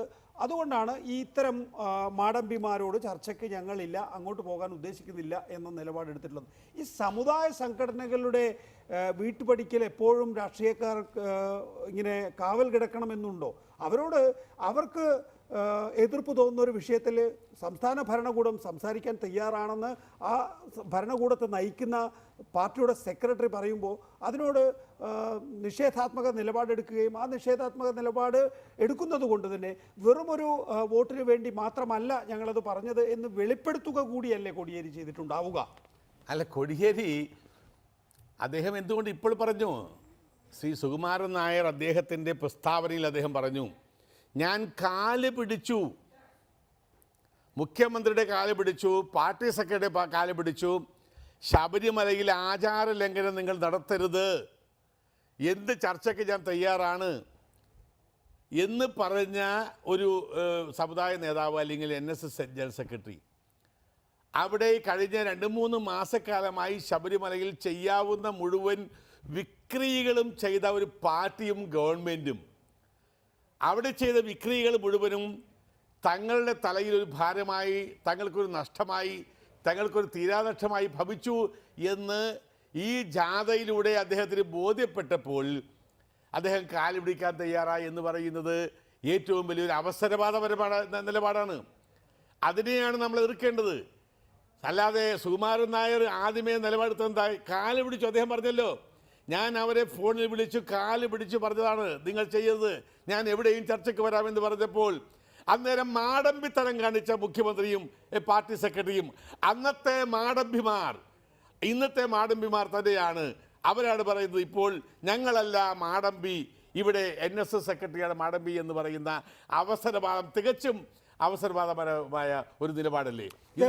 അതുപോലെ ഞാൻ മടങ്ങിയെത്താം താങ്കളിലേക്ക്. ജി രാമൻ നായർ BJP നേതാവ് ടെലിഫോൺ ലൈനിലുണ്ട്. ശ്രീ ജി രാമൻ നായർ, ഇപ്പോൾ കോൺഗ്രസിൽ നിന്ന് BJPയിലേക്ക് താങ്കൾ പോകുന്നു. NSSുമായി അടുത്ത ബന്ധം പുലർത്തുന്നയാളാണല്ലോ. NSS ഇതിനകം തന്നെ സമദൂര സിദ്ധാന്തം വിട്ടുകളഞ്ഞിട്ടുണ്ടോ? അതിൻ്റെ അടിസ്ഥാനത്തിലാണോ ഇപ്പോൾ CPMുമായി പൂർണ്ണമായി ബന്ധം വിച്ഛേദിച്ചിട്ടുള്ളത്? NSSന് അങ്ങനെ ഒരു പ്രത്യേക രാഷ്ട്രീയ പാർട്ടിയുടെ ഒരു ബന്ധവുമില്ലല്ലോ. അപ്പൊ പിന്നെ CPMുമായിട്ടുള്ള ബന്ധം വിച്ഛേദിച്ചു എന്ന് പറയേണ്ട കാര്യം ഉദിക്കുന്നില്ല. NSS ആയിട്ട് സമദൂര സിദ്ധാന്തത്തിൽ തന്നെ നിൽക്കുന്നു. ഇവിടെ ഉണ്ടായിരിക്കുന്ന പ്രശ്നം എന്താ? ശബരിമലയുമായി ബന്ധപ്പെട്ട അതിന്റെ ആചാരാനുഷ്ഠാനങ്ങൾ സംരക്ഷിക്കുന്ന കാര്യത്തിൽ ഗവൺമെന്റ് സ്വീകരിച്ച നിലപാടിനോട് NSSനുള്ള എതിർപ്പ് NSS പറഞ്ഞു. ആ എതിർപ്പ് അന്നും ഇന്നും നിലനിൽക്കുകയാണ്. അല്ലാതെ അത് NSSന്റെ സമദൂര സിദ്ധാന്തവുമായി കൂട്ടിക്കുഴക്കേണ്ട കാര്യമുണ്ടെന്ന് എനിക്ക് തോന്നുന്നില്ല. ഞാൻ NSSന്റെ വക്താവല്ല, NSSന്റെ കാര്യങ്ങളെക്കുറിച്ച് ആധികാരികമായി പറയാൻ ഞാൻ ചുമതലപ്പെടുത്തിയിട്ടുമില്ല. പക്ഷെ NSSുമായി കുറെ കാലമായി അടുത്ത ബന്ധപ്പെടുന്ന ഒരാളെന്നുള്ള നിലയിൽ അവർ നടക്കുന്ന കാര്യങ്ങൾ നോക്കിക്കണ്ട് മനസ്സിലാക്കുന്ന ഒരാളെന്നുള്ള നിലയിൽ എനിക്ക് പറയാൻ കഴിയും. നിശ്ചയമായിട്ടും NSS ഈ കാര്യത്തിൽ സമദൂര സിദ്ധാന്തം അതിന്റെ വളരെ വർഷക്കാലമായി തുടരുന്ന സിദ്ധാന്തം ഇപ്പോഴും അത് പുറത്തുകൊണ്ടു പോകുന്നു. അതേ സന്ദർഭത്തിൽ തന്നെ ശബരിമലയെ സംബന്ധിക്കുന്ന ചില കാര്യങ്ങളിൽ സർക്കാർ സ്വീകരിച്ച നിലപാടുകളോട് NSSനുള്ള ആ വിയോജിപ്പ് അത് തുടക്കം മുതലേ NSS പറഞ്ഞതാണ്. ആ കാര്യങ്ങൾ NSS ഉറച്ചു നിൽക്കുന്നു. അതിൽ നിന്ന് യാതൊരു വ്യത്യാസവും NSS വരുത്താൻ തയ്യാറില്ല. ഇവിടെ ആരായി കാര്യങ്ങൾ മാറ്റി പറഞ്ഞത് കോടിയേരി ബാലകൃഷ്ണനും മാർക്സിസ്റ്റ് പാർട്ടിയുമല്ലേ? മുഖ്യമന്ത്രി എന്താ ഈ ശബരിമല ഇഷ്യൂ തുടങ്ങിയ കാലം മുതൽ ആദ്യം ഈ രാജ്യത്ത് നടത്തിയ പ്രസംഗങ്ങളിലൊക്കെ NSSനെ നവോത്ഥാന മേഖലയിൽ നിന്നും തുടച്ചു മാറ്റി NSS മാറ്റി നിർത്തിക്കൊണ്ട് NSS ഒരു വിരുദ്ധ ശക്തിയാണ് എന്ന് വരുത്തക്ക നിലയിലുള്ള പ്രസംഗങ്ങളുമായിട്ടില്ല തുടങ്ങിയത്. പിന്നെ മുന്നോട്ട് പോയി കഴിഞ്ഞപ്പോഴല്ലേ അതിലൊരു മാറ്റമുണ്ടായത്. ഇവിടെ ഓരോ ദിവസവും കാര്യങ്ങൾ മാറി മാറി പറയുന്നത് ആരാണ്? NSS പറഞ്ഞ കാര്യങ്ങൾ തന്നെ NSS അന്നും ഇന്ന് ഉറച്ചു നിൽക്കുന്നു. അതിന്റെ ജനറൽ സെക്രട്ടറിക്ക് ഒരു തീരുമാനമുണ്ട്. ആ തീരുമാനം അദ്ദേഹം പറയുന്നുണ്ട്. ആ തീരുമാനത്തിനും അദ്ദേഹം മാറിയിട്ടില്ല. ആ തീരുമാനവുമായി അദ്ദേഹം മുന്നോട്ട് പോകുന്നു. ഇവിടെ മാറി മാറി ഞങ്ങൾ ചർച്ച ചെയ്യാൻ തയ്യാറാണ്. ഒരു ഘട്ടത്തിൽ പറയുന്നു NSS വലിയ മാനവികമായ പ്രസ്ഥാനമാണ്, അവരുമായി കൂട്ടുകൂടേണ്ട കാര്യമില്ല, അവർ ധിക്കാരമാണ് പറയുന്നത്, സാക്ഷ്യമാണ് പറയുന്നത്. ഇതൊക്കെ പറഞ്ഞിട്ട് ഇപ്പൊ പറയുന്നു ഞങ്ങൾ ചർച്ചയ്ക്ക് തയ്യാറാണെന്ന് പറഞ്ഞൊരു ദിവസം പറയുന്നു. ഈ ജാഥയുമായി ഇറങ്ങി പുറപ്പെട്ടപ്പോൾ ഇവർക്ക് മനസ്സിലായി അടിയൊഴുക്ക് വളരെ വലുതാണ്, കൂട്ടത്തിലുണ്ടായിരുന്ന ആളുകളൊക്കെ ഒലിച്ചു പൊക്കൊണ്ടിരിക്കുന്നു. അപ്പോ NSS ആദ്യം ഒന്ന് അനുനയിപ്പിച്ച് നിർത്താൻ നോക്കി. അപ്പൊ NSS കാര്യത്തിൽ പ്രത്യേകം വഴിക്കേണ്ട കാര്യമൊന്നും NSS ഇല്ലാത്തത് കൊണ്ട് ജനറൽ സെക്രട്ടറിയുള്ള കാര്യം പറഞ്ഞു. ഞാൻ ആരുമായി ചർച്ചയ്ക്ക് വരാൻ തയ്യാറല്ല, ചർച്ചയ്ക്ക് വരേണ്ട കാര്യമില്ല. കാരണം അതൊക്കെ ഒരു ഘട്ടത്തിൽ അദ്ദേഹം പറഞ്ഞതാണ്. ഇവിടെ അടിയത്തറയിൽ പറഞ്ഞല്ലോ കാല് പിടിക്കാമെന്ന്. അദ്ദേഹം പറഞ്ഞത് ശബരിമല ആ പ്രശ്നം പരിഹരിക്കുന്നതിന് വേണ്ടി നിങ്ങൾ ആരുടെ വേണമെങ്കിലും കാല് ഞാൻ പിടിക്കാം എന്ന് പരസ്യമായി പറഞ്ഞ ആളാണ് ജനറൽ സെക്രട്ടറി സുകുമാരൻ നായർ. പക്ഷെ അന്നൊന്നും അതാർക്കും ചെവികൊള്ളാനോ കേൾക്കാനോ തയ്യാറായില്ല. അന്ന് NSS പറയുന്നത് കാര്യം കണക്കിലെടുത്തുമില്ല, ഗൗരവമായി തീരുമാനിച്ചുമില്ല. പിന്നീട് കാലം മുന്നോട്ട് പോവുകയും ഈ തങ്ങളുടെ അണികളിൽപ്പെട്ട ആളുകൾ പോലും NSS തീരുമാനങ്ങൾക്കനുസരിച്ച് പോവുകയും ചെയ്തു എന്ന് മനസ്സിലാക്കിയപ്പോ NSS പ്രീതിപ്പിക്കാനും പ്രീതിപ്പെടുത്താനും ഒക്കെയായി പല മാർഗങ്ങളുമായി അവർ മുന്നോട്ട് വന്നിരിക്കുകയാണ്. ഇപ്പൊ അവസാനം NSS അടുക്കുന്നില്ലെന്ന് കണ്ടുകഴിഞ്ഞപ്പോൾ NSS-നെതിരെ വാളോങ്ങുന്നു. NSS-നെതിരെ വാളോങ്ങാൻ ഈ മാർക്സിസ്റ്റ് പാർട്ടിക്കും കോടിയേരി ബാലകൃഷ്ണനും ഒക്കെ എന്ത് അധികാരം? ശരി, ഞാൻ മടങ്ങിയെത്താം. ജി രാമൻ നായർ, അജയ് തറയിൽ NSS-ഉം SNDP യോഗവും പ്രത്യേകിച്ച് G സുകുമാരൻ നായരും വെള്ളാപ്പള്ളി നടേശനും രണ്ട് ധ്രുവത്തിൽ നിൽക്കാൻ ആഗ്രഹിക്കുന്നവരാണ്. ഇപ്പോൾ നാരായണ പണിക്കരിൽ നിന്ന് G സുകുമാരൻ നായരിലേക്ക് NSS-ന്റെ നേതൃസ്ഥാനം എത്തിപ്പെട്ടപ്പോഴാണ് ഒരുപക്ഷെ മഞ്ഞുരുകും എന്ന് കരുതിയിരുന്ന SNDP യോഗം NSS ബന്ധം കൂടുതൽ വഷളാവുകയും ചെയ്തിട്ടുള്ളത്. പിന്നീട് ഇങ്ങോട്ട് SNDP യോഗത്തിൻ്റെ നിലപാടെല്ലാം നോക്കിക്കഴിഞ്ഞാൽ ഒരു NSS വിരുദ്ധ നിലപാടാണ്. കുറെ കൂടി SNDP യോഗത്തെയും SNDP യോഗത്തിനോടൊപ്പം ചിന്തിക്കുന്ന സമുദായ സംഘടനകളെയും ഇടതുപക്ഷത്തേക്ക് ഉറപ്പിച്ച് നിർത്താൻ ഒരുപക്ഷെ ഈ NSS-നെ മാടമ്പി എന്ന് വിളിച്ചതിലൂടെ കഴിയുമോ LDF-ന്? അല്ല, അതിനുള്ള ശ്രമമാണ് ശ്രീ കോടിയേരി ബാലകൃഷ്ണൻ നടത്തിക്കൊണ്ടിരിക്കുന്നത്. അതൊരു എന്താണ് റിയാക്ഷൻ, ആ ഒരു റിയാക്ഷൻ എഫക്റ്റ് ഉണ്ടാക്കാൻ വേണ്ടിയുള്ള ഒരു പ്രസ്താവനയാണ്. ആ പ്രസ്താവന ശ്രീ കോടിയേരി ബാലകൃഷ്ണൻ പ്രസ്താവനകൾക്കൊന്നും യാതൊരുവിധ സാൻഡിറ്റിയുമില്ല, യാതൊരു വിശ്വസ്തതയുമില്ലാത്ത ആണ് ഇന്ന് ഈ കേരളത്തെ ജനങ്ങൾ കണ്ടുകൊണ്ടിരിക്കുന്നത്. പിന്നെ NSS-ഉം SNDP-യും തമ്മിൽ ഒരു കോൺഫ്ലിക്റ്റ് ഉണ്ട് എന്ന് പറയുന്ന അർത്ഥമില്ല. ഒരൊറ്റ കാര്യത്തിൽ മാത്രമാണ് NSS-ഉം SNDP-യും തമ്മിലുള്ള പ്രശ്നം. സാമ്പത്തിക സംഭരണം എന്ന വിഷയത്തിൻ്റെ കാര്യത്തിൽ രണ്ടും രണ്ട് ചിന്തകളാണ്. എന്നതിനപ്പുറത്തേക്ക് ഈ രാജ്യത്ത് സാമൂഹ്യ ബന്ധങ്ങളുടെ കാര്യത്തിൽ, സാമൂഹ്യ ബന്ധങ്ങൾ എന്ന് പറയുന്നത് ഏറ്റവും കൂടുതൽ ഇന്ന് മിശ്രവിവാഹങ്ങൾ നടക്കുന്നത് ഈഴവരും നായന്മാരും തമ്മിലാണ്. അപ്പോൾ അതുകൊണ്ട് ആ ഒരു കോൺഫ്ലിക്റ്റ് ഇല്ല. അങ്ങനെ ഒരു രണ്ട് സമുദായത്തെ അകത്തി നിർത്താൻ കഴിയുകയില്ല. ഒരുപക്ഷെ രണ്ട് സമുദായങ്ങൾ തമ്മിൽ ഒരു കോൺഫ്ലിക്റ്റും ഉണ്ടാകില്ല. പ്രത്യേകിച്ച് ചില മേഖലകളിൽ അത് കാണാമെങ്കിൽ പോലും പൊതുവായി അങ്ങനെ ഒരു കോൺഫ്ലിക്റ്റ് ഇല്ല. പക്ഷേ ഈ വെള്ളാപ്പള്ളി നടേശനും സുകുമാരൻ നായരും, ഇപ്പം വെള്ളാപ്പള്ളി നടേശൻ ആർക്ക് വോട്ട് ചെയ്യണമെന്ന് പറയുന്നു, അതിനനുസരിച്ച് ഈഴവ സമുദായം വോട്ട് ചെയ്യുന്നുണ്ടോ? G സുകുമാരൻ നായർ ആർക്ക് വോട്ട് ചെയ്യണമെന്ന് പറയുന്നു, അതിനനുസരിച്ച് നായർ സമുദായം വോട്ട് ചെയ്യുന്നുണ്ടോ? ഇതെല്ലാം മാറ്റി നിർത്തിയാൽ പോലും ഇവരുടെ രണ്ടുടെ ആഹ്വാനത്തിനൊരു വിലയുണ്ട് എന്നുള്ളതാണല്ലോ നമ്മൾ കണക്കാക്കുന്നത്.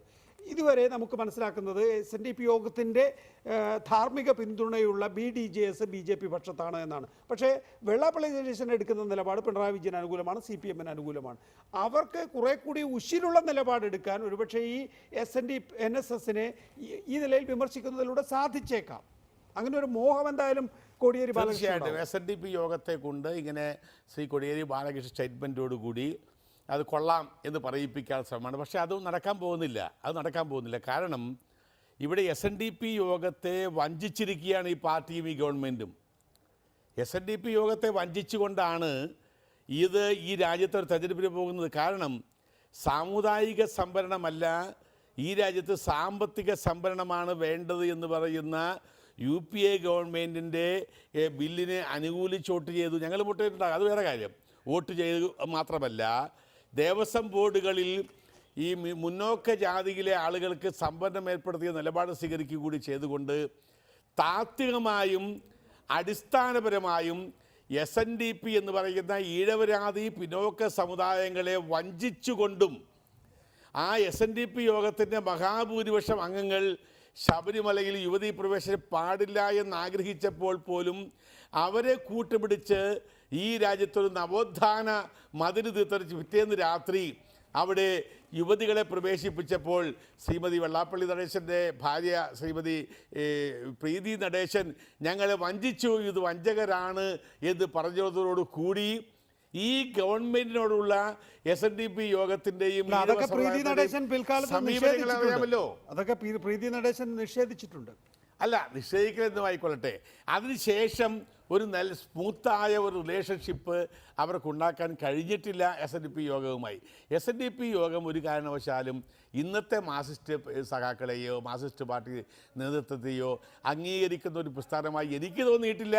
അത് കോടിയേരി ബാലകൃഷ്ണൻ എത്ര വലിയ ആലാത്ത് കയറിട്ട് പിടിച്ചാലും SNDP യോഗത്തെയും അവരിൽ നിന്നും വിട്ടുപോയ ആ സമൂഹത്തെയും, ആ വിട്ടുപോയ സമൂഹം എന്ന് പറയുന്നത് മാർക്സിസ്റ്റ് പാർട്ടിയുടെ വോട്ട് ബാങ്ക്, ആ വോട്ട് ബാങ്ക് അവരിൽ നിന്ന് വിട്ടുപോയിരിക്കുന്നു.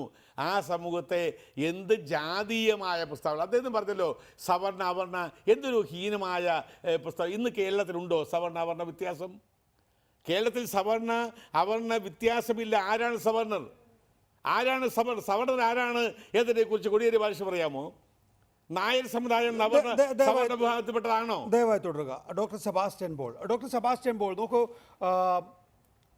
അങ്ങോട്ട് ചെന്നു പോലും NSS general secretary G. Sukumaran നായരുമായി ചർച്ച നടത്താൻ തയ്യാറാണ് എന്ന് പറഞ്ഞ കോടിയേരി ബാലകൃഷ്ണനോട് ഞങ്ങൾ ചർച്ചയ്ക്കൊന്നുമില്ല എന്നുള്ള നിലപാട് G. സുകുമാരൻ നായർ സ്വീകരിച്ചതോടുകൂടി G. സുകുമാരൻ നായർ ഒരു മാടമ്പിയായി മാറുന്നു എന്ന് പറയുമ്പോൾ കിട്ടാത്ത മുന്തിരി പുളിക്കും എന്ന് തന്നെയല്ലേ അതിൽ നിന്ന് മനസ്സിലാക്കേണ്ടത്?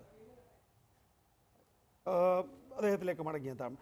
ശ്രീ അജയ് തറയിൽ നോക്കൂ, എല്ലാ കാലഘട്ടത്തിലും നോക്കൂ, ഇതിനകത്ത് നമ്മൾ ഇന്നലെ മിനിഞ്ഞാന്ന് ചർച്ച നടത്താൻ തയ്യാറാണ്, അത് കഴിഞ്ഞതിന് ശേഷം ചർച്ചയ്ക്ക് ഞങ്ങളില്ല എന്ന് പറഞ്ഞു, എന്നാൽ ഉടനെ മാടമ്പി എന്ന് വിളിച്ചു എന്നുള്ള ഒരു സീരീസ് ഓഫ് പ്രസ്താവനകൾ അങ്ങ് മാറ്റി നിർത്തിയാൽ സാധാരണഗതിയിൽ ഇവരുടെ ഒന്നും വീട്ടുപടിക്കൽ പോയി കാത്തു നിൽക്കുന്നവരല്ല ഇടതുപക്ഷം.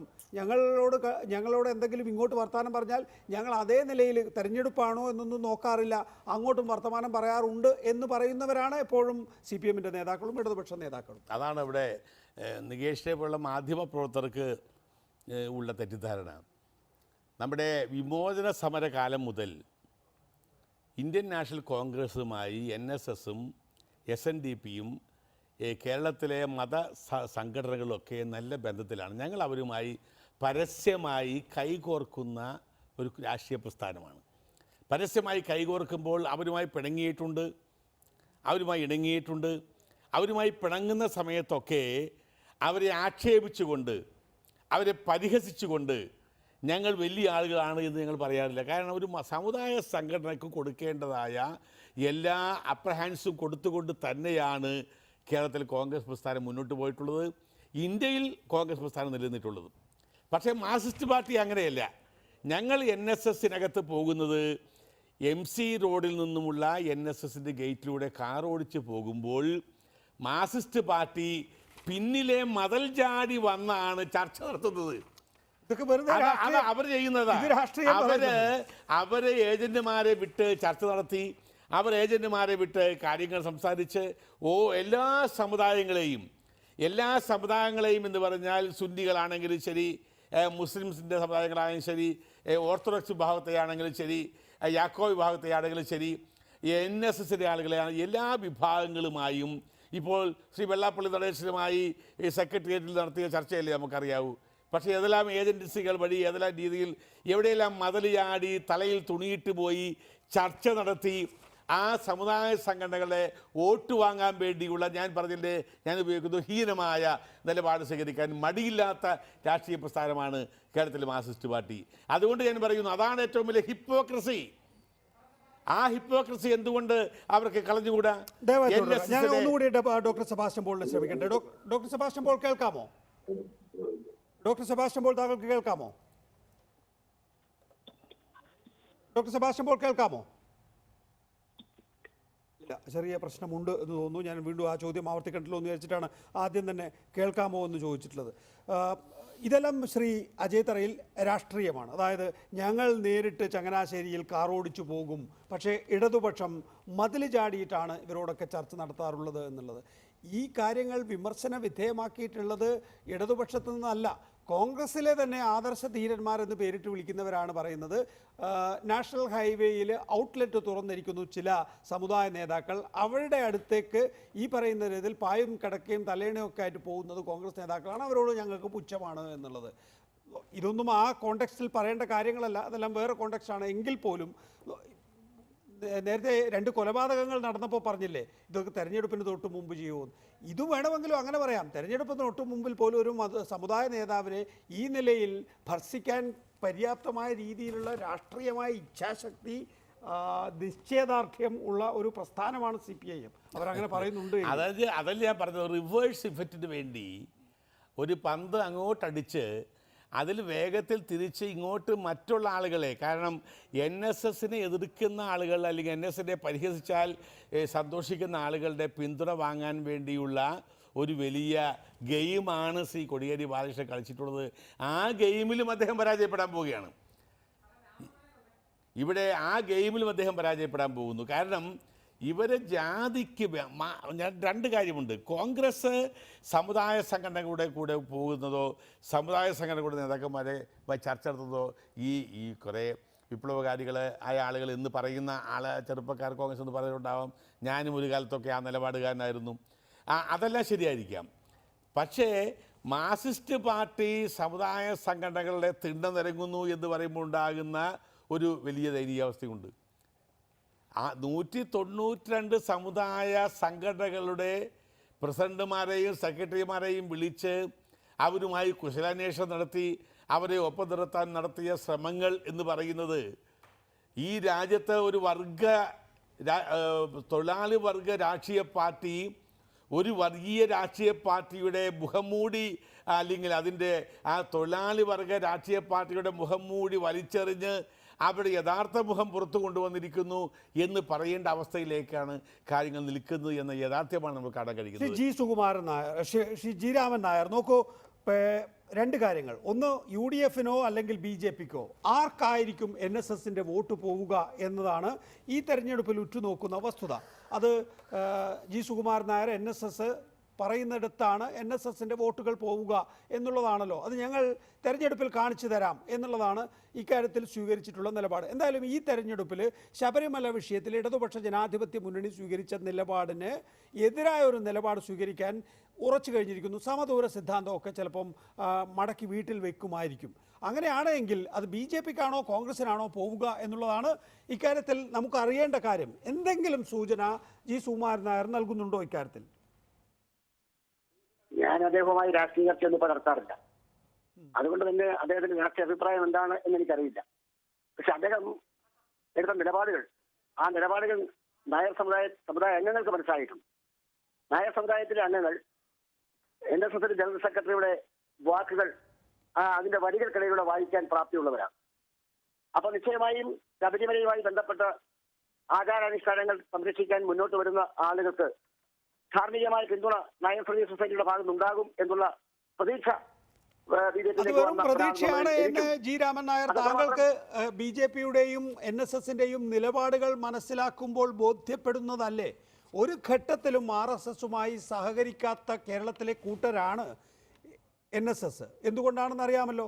RSS എപ്പോൾ വേണമെങ്കിലും NSSനെ വിഴുങ്ങാം എന്ന ഒരു ഭയം ജി സുകുമാരൻ നായർക്കല്ല, അതിനു മുമ്പ് നാരായണ പണിക്കർക്ക് തന്നെ ഉണ്ടായിരുന്നു. അതുകൊണ്ടാണല്ലോ പല ഘട്ടങ്ങളിലും ഇന്ത്യൻ പ്രധാനമന്ത്രിമാർ പോലും നാരായണ പണിക്കരെ കാണണം എന്ന ആഗ്രഹം പ്രകടിപ്പിച്ചിട്ടും പോയി കാണാൻ കൂട്ടാക്കിയിട്ടില്ല.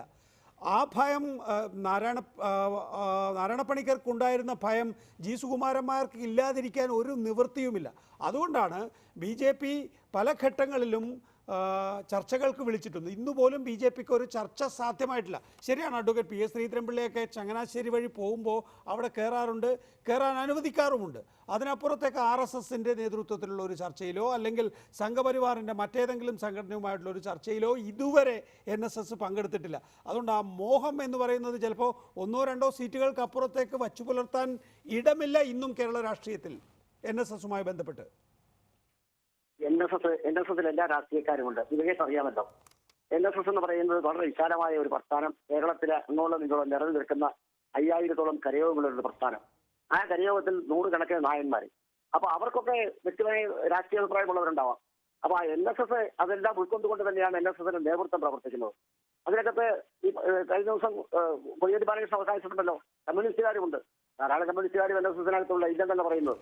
പക്ഷെ NSS ചില കാര്യങ്ങൾ എടുക്കുന്ന നിലപാടുകളോട് നായർ സമുദായത്തിലെ മഹാഭൂരിപക്ഷം ആളുകളും എപ്പോഴും അവർ പിന്തുണ കൊടുക്കാറുണ്ട്. NSS അനാവശ്യ കാര്യങ്ങൾ ഒരു നിലപാട് സ്വീകരിച്ചിട്ടില്ല. NSS ഒരിക്കലും രാഷ്ട്രീയം പറഞ്ഞ് രാഷ്ട്രീയക്കാർക്ക് വോട്ട് ചെയ്യണമെന്ന് പറയാത്തതിന്റെ പ്രധാനപ്പെട്ട കാര്യം അത് തന്നെയാണ്. മറിച്ച് ഈശ്വര വിശ്വാസവുമായി ബന്ധപ്പെട്ട്, ആചാരങ്ങളുമായി ബന്ധപ്പെട്ട്, സാമൂഹ്യ നീതിയുമായി ബന്ധപ്പെട്ട് അത്തരം ചില പൊതുവായ പ്രശ്നങ്ങളിൽ മാത്രമേ NSS ചില തീരുമാനങ്ങൾ എടുത്തിട്ടുള്ളൂ.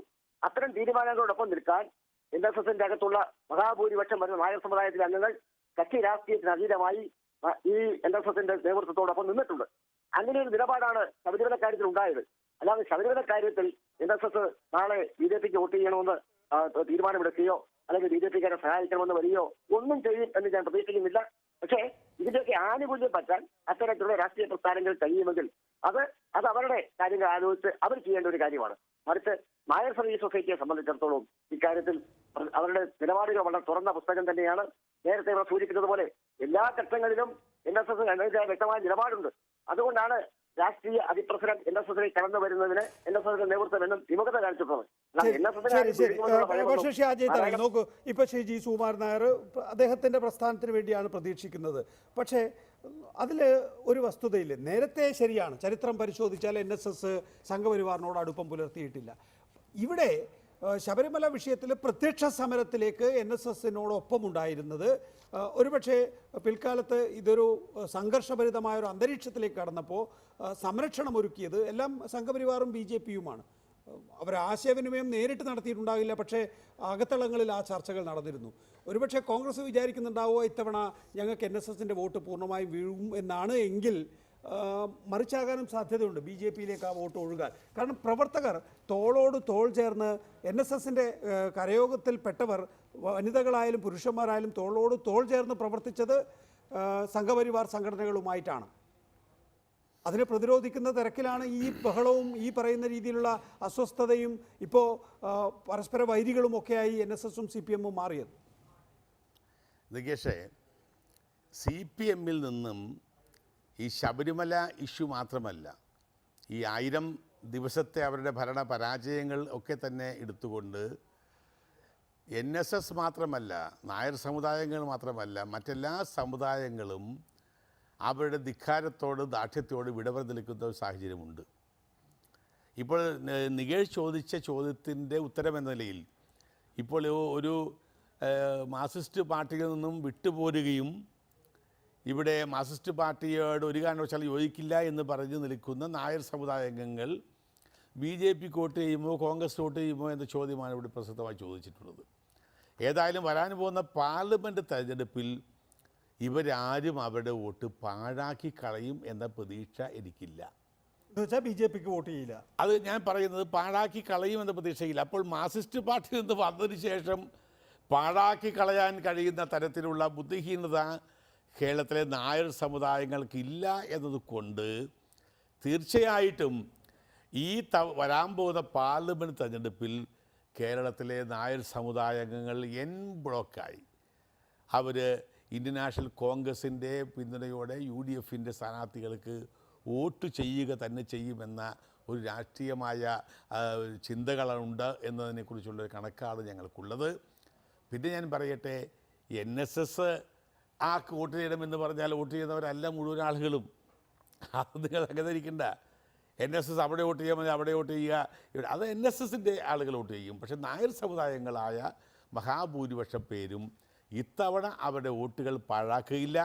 അവർ കേന്ദ്രത്തിൽ ഒരു നല്ല ഭരണമുണ്ടാകാൻ വേണ്ടി ഈ NDA ഭരണം അവസാനിപ്പിച്ച് നരേന്ദ്രമോദിയുടെ ഭരണത്തെ അവസാനിപ്പിച്ച് കോൺഗ്രസിൻ്റെ നേതൃത്വത്തിലുള്ള UPA അല്ല, ഭരണകൂടം ഇത് തന്നെയാണ് അതിനകത്ത് CPM വരാൻ വേണ്ടി പറയുന്നത്. നായർ CPM സമുദായാംഗങ്ങളെല്ലാം തന്നെയും NSSന്റെ തീട്ടൂരം അനുസരിച്ചല്ല വോട്ട് ചെയ്യുന്നത്. ഇത് നിങ്ങളും പല ഘട്ടങ്ങളിൽ പറഞ്ഞിട്ടുണ്ട്. SNDP യോഗം വ്യത്യസ്ത നിലപാടെടുക്കുമ്പോൾ, NSS വ്യത്യസ്ത നിലപാടെടുക്കുമ്പോൾ, നായർ സമുദായാംഗങ്ങളാണെങ്കിലും SNDP യോഗമാണെങ്കിലും അവർ പറയുന്നതല്ല, നേതൃത്വം പറയുന്ന നിലയിലല്ല തീരുമാനമെടുക്കുക എന്നുള്ളത്.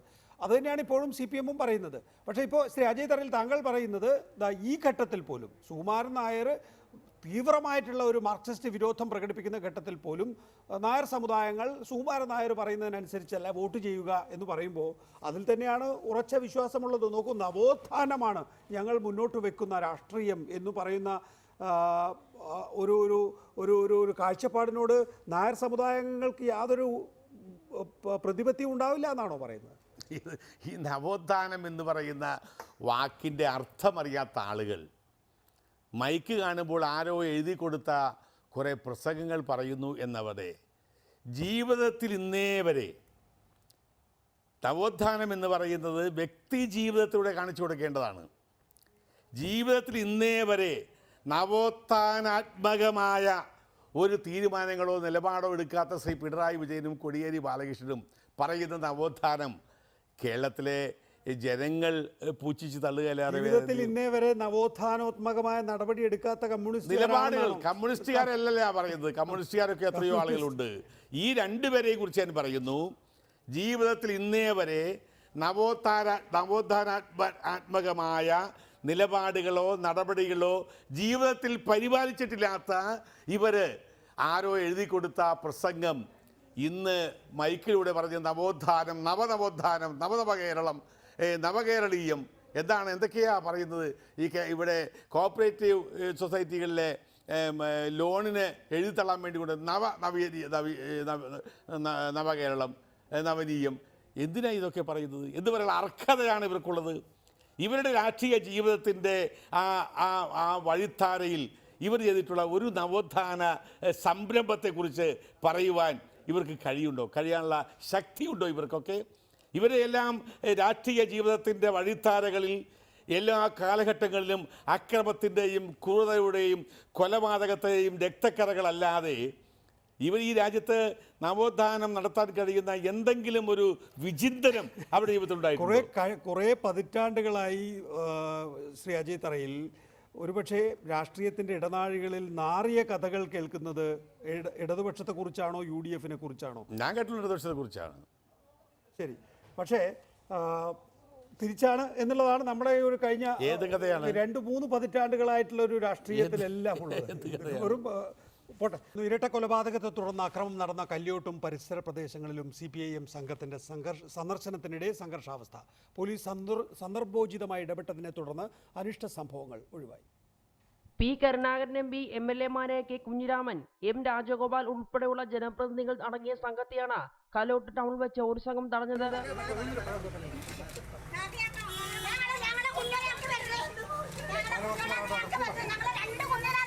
CPIM സംഘം തിരിച്ചു പോകണമെന്നായിരുന്നു ഇവരുടെ ആവശ്യം. നേതാക്കൾക്ക് നേരെ അസഭ്യവർഷവും ഉണ്ടായി.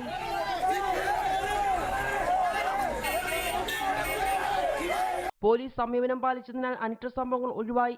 പിന്നീട് ആക്രമിക്കപ്പെട്ട കല്യോട്ടെയും പെരിയയിലെയും പാർട്ടി ഓഫീസുകളും പ്രവർത്തകരുടെ വീടുകളും സംഘം സന്ദർശിച്ചു. ഇതിനിടയിൽ കേസിലെ പ്രതിയായ പീതാമന്റെ വീടും സംഘം സന്ദർശിച്ചു. പ്രദേശത്ത് 5 കോടിയിലധികം രൂപയുടെ നാശനഷ്ടമുണ്ടായതായി നേതാക്കൾ പറഞ്ഞു. വീടുകളിൽ നിന്നും സ്വർണ്ണാഭരണങ്ങൾ ഉൾപ്പെടെയുള്ള കവർച്ച ചെയ്യപ്പെട്ടതായും CPM നേതാക്കൾ ആരോപിച്ചു. ലൈബ്രറികളിലെ പുസ്തകങ്ങളടക്കം കത്തിനശിച്ചു. കല്യോട്ട് പോകാൻ വൈകിയത് ക്രമസമാധാന പ്രശ്നം പരിഗണിച്ചാണെന്നും നേതാക്കൾ വാർത്താസമ്മേളനത്തിൽ പറഞ്ഞു.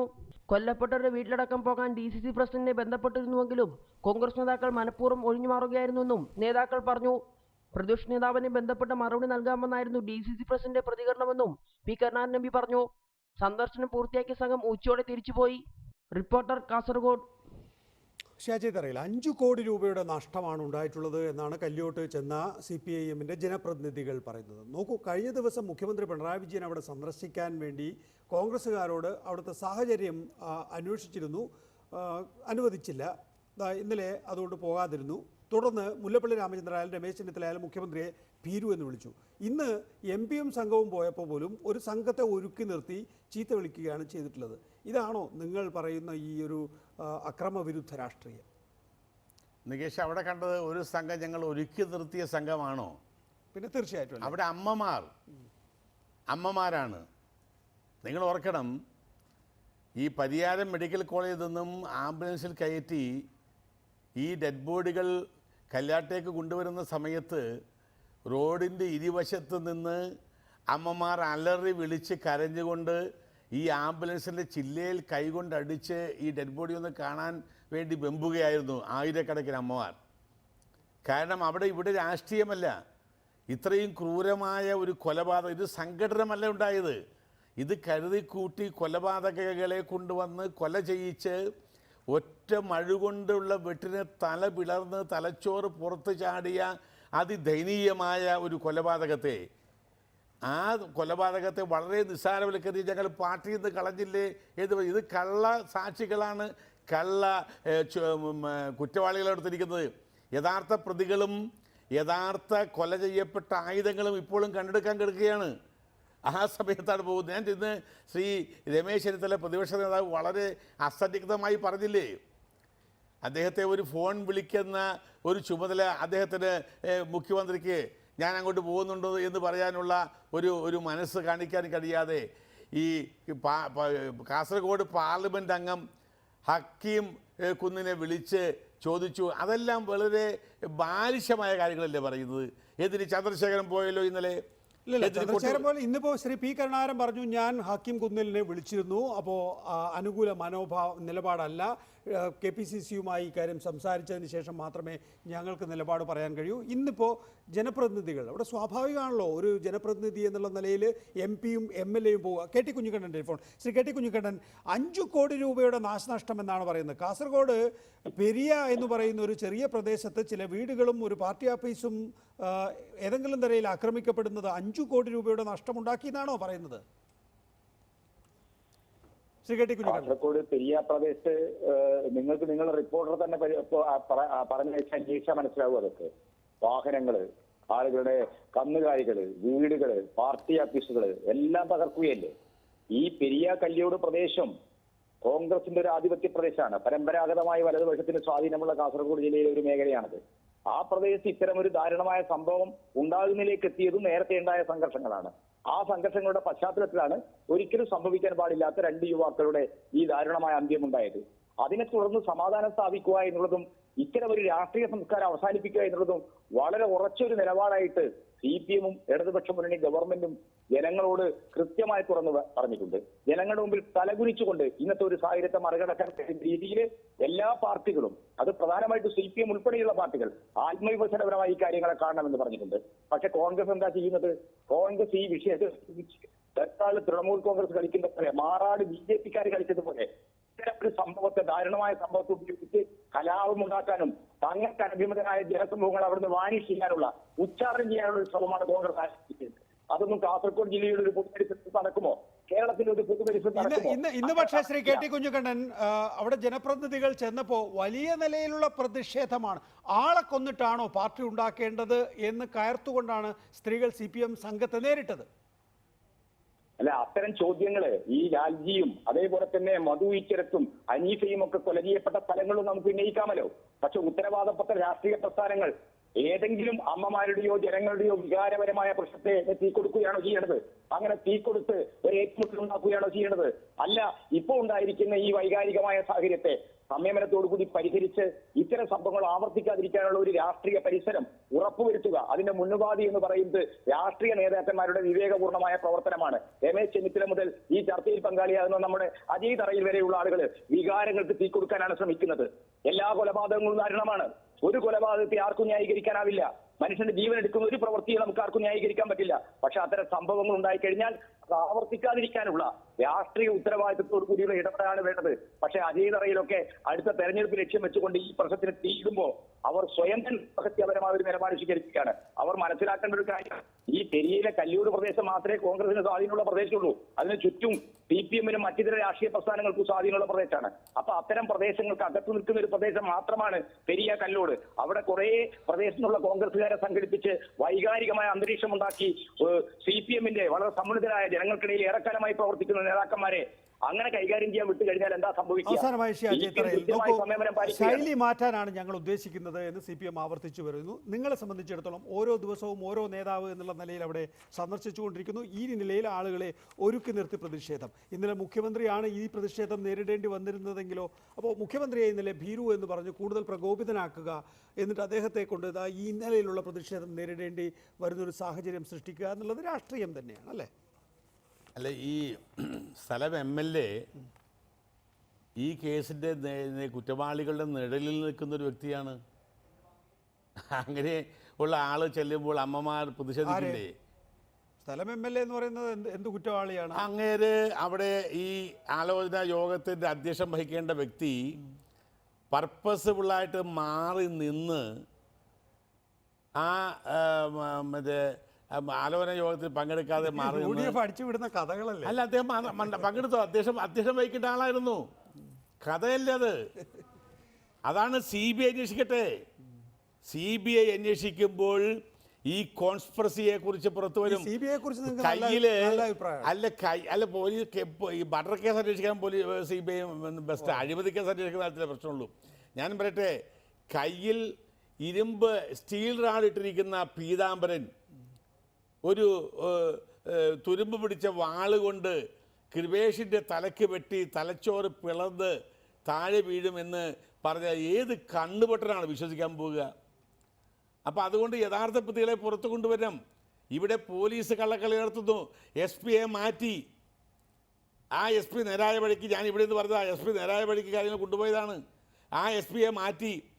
മാർക്സിസ്റ്റ് പാർട്ടിയുടെ അജ്ഞാനവർത്തിയായ ഒരു വ്യക്തിയെ, ശ്രീജിത്തിനെ, മാർക്സിസ്റ്റ് പാർട്ടിക്ക് വേണ്ടി എന്തും ചെയ്യാൻ മടിക്കാത്ത ഒരു വ്യക്തിയെ ക്രൈംബ്രാഞ്ച് വെച്ച് അന്വേഷിപ്പിക്കുന്നു. എന്നിട്ട് ഞങ്ങളിതാ ഹരിചന്ദ്രന്മാരായി മാറിയിരിക്കുന്നു, ഞങ്ങൾ ഹരിചന്ദ്രൻ്റെ അവതാരങ്ങളായി മാറിയിരിക്കുന്നു. ഇവർക്കൊക്കെ പറയാൻ നാണമില്ല? ഇതുപോലെ പ്രതികളെ സംരക്ഷിക്കുവാനും കള്ളപ്രതികളെ ഉണ്ടാക്കിക്കൊണ്ട് കേസ് ഒതുക്കാനും കഞ്ചാവടിച്ച്, ഇത് ഇപ്പോഴേ കേസ് കഞ്ചാവടിച്ചുകൊണ്ട് കയ്യിൽ റാഡിട്ട പീതാംബരൻ കോടതിയിൽ വരുമ്പോൾ പറയുന്നു, ഈ കൈ റാഡിട്ടെനിക്ക് പൊക്കാൻ കഴിയുന്നില്ല, ഞാൻ കഞ്ചാവടിച്ച് കിടക്കുകയായിരുന്നു എന്ന് പറഞ്ഞാൽ കോടതി പറയില്ല അങ്ങനെയല്ല കൊലപാതകി എന്ന്. അപ്പോൾ ഇതെല്ലാം വലിയ നാടകമാണ്.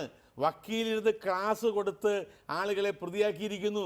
അതുകൊണ്ട് യഥാർത്ഥ പ്രതികളെ പുറത്തു കൊണ്ടുവരണം. വളരെ നന്ദി അജയ് തറയിൽ. ഒപ്പം തന്നെ KT കുഞ്ഞിക്കണ്ണൻ ഈ വിഷയത്തിൽ സംസാരിച്ച G Raman Nair, advocate PS Sreedharan Pillai news നൈറ്റിൽ സംസാരിച്ചതിന് നന്ദി. നമസ്കാരം.